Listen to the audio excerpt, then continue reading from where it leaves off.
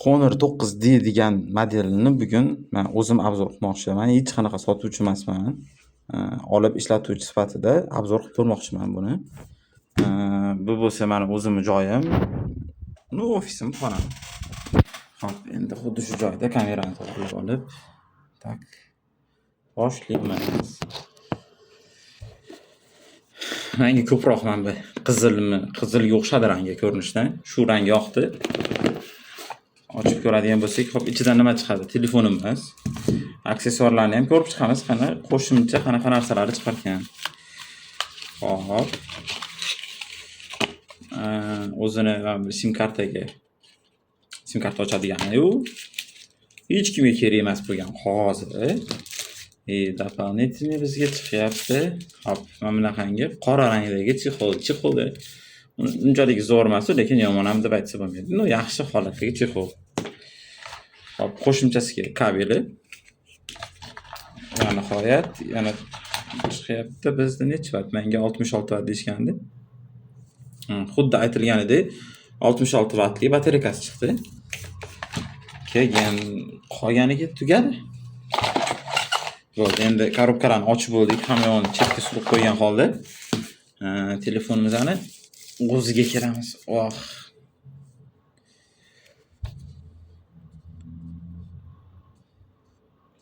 Atroflarini yoqimli. Adashmasam metal yoqimli qilgan.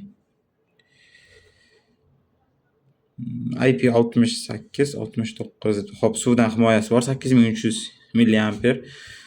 Batareyka sig'im va 108 megapikselli kamera, lekin buni kamerasi umuman ishonib bo'lmaydi. 108 yozadim, 208 yozadim, hammasi bir xil. Unchalik zo'r bo'lmaydi. Va har holda bu pulga kamera fon bo'lmaydi-ku. Lutchipda kamera olib ishlatsanglar yaxshi yoki iPhone'da yaxshi deyishadi. iPhone'da kamerasini может olganinglar yaxshi. Hozirda men yoqib ko'rdim. Yonishini kutib turamiz endi. Umuman olganda biz bu telefonda men S modelini ishlatib ko'rganman. S modelida ham suvdan himoyalari bor, вообще chotki. Faqat bu telefon aslida kimlarga kerak? Hayotida umuman kichkina mana blogerchalarga, naqangi hali bir rivojlanib ketgan blogerga emas. Keyin chunki buni kamerasi o'ta xiradi. 0 dan boshlab turib ochsa bo'ladi. Nastroykalarni ko'rsak, xo'p, bizda ingliz tili chiqdi. Hatto rus tilimiz bormi ekan? Даже o'zbek tili bor ekan bunda. Men o'zbek tilini ko'rdim. Ajoyib. Menga rus tili udobniylik uchun rus tilini boshlayman. Nastroykalari Rossiya, O'zbekiston tablaymiz.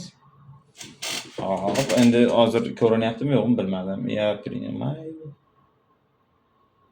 Da, 5 sim karta boshlaymiz, Wi-Fi.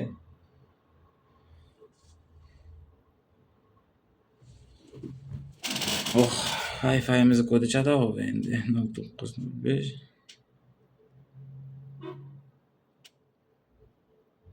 Faqat Wi-Fi'ni ochib oldim. Lekin men bundan oldingi telefonim Infinix Note 50. Note 50 degan telefon Pro emas. 50 Pro'mi? Короче, nima bo'lsa ham bu telefondan ko'ra men buni ushlash yoqimliroq. Narxi $330 turibdi. Bu telefonimiz $330 puliga arziydi deb hisoblayman. Hali ochib ishlatib ko'rishdan oldin 100%. Honorlarda men S modelini ishlatib umuman kamchilik ko'rmaganman. Shunga bu qo'lda ushlashlari, udobniyligi, shu holatda umuman olganda qo'lga yoqimli holatda turibdi. Tushunarli. Не надо.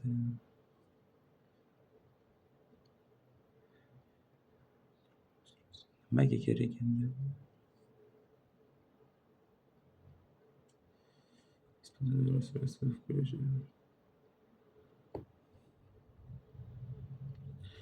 Boshida короче kopirovat qilasanmi yo'qmi nargi уже bunga shunaqangi kelibdiki, men bu USB-sini bu tarafdan nargini o'ziga tiqib turib, narsalarni kopirovat qilib olgin deyapti-da.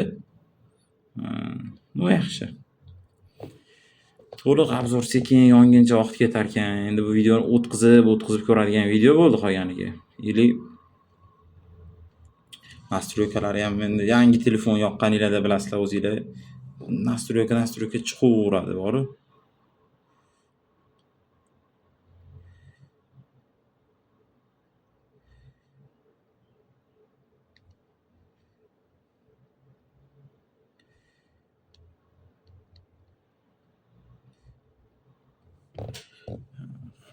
endi nastroykalarni qilib olib, keyingi videoda davom ettiraman.